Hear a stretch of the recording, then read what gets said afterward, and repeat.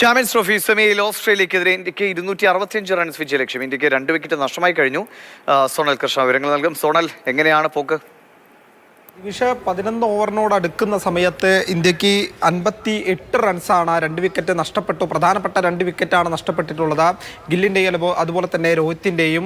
ആദ്യഘട്ടത്തിൽ കൃത്യമായി കളിച്ചു വന്ന ഇരുവരും ആദ്യം ഗില്ലിൻ്റെ വിക്കറ്റ് വീഴുന്നു. അതിന് പിന്നാലെ 28 റൺസ് എടുത്ത് രോഹിത്തും പുറത്താവുന്ന സാഹചര്യം ഉണ്ടായിരുന്നു. എന്തായാലും ശ്രേയസ് അയ്യരും വിരാട് കോഹ്ലിയും നിലവിൽ ഗ്രീസിലുണ്ട്. അവർ കൃത്യമായി തന്നെ പന്തിനെ ഫേസ് ചെയ്ത് കളിക്കുന്നുണ്ട്.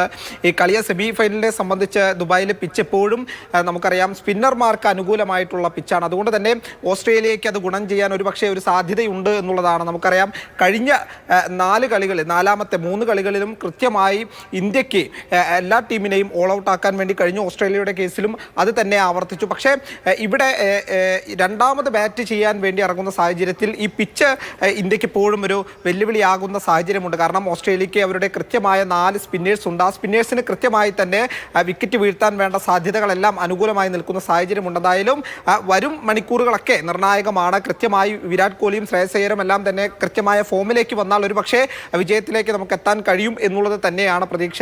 എന്തായാലും കഴിഞ്ഞ തവണത്തെ ഒരു പ്രതികാരം കൂടി വീട്ടാനുണ്ട് എന്നുള്ളത് വിക്കറ്റുകൾ നഷ്ടമായിട്ടുണ്ട് എന്നതാണ് ഇന്ത്യൻ ആരാധകരെ സംബന്ധിച്ച് ആശങ്കയുണ്ടാക്കുന്നത്.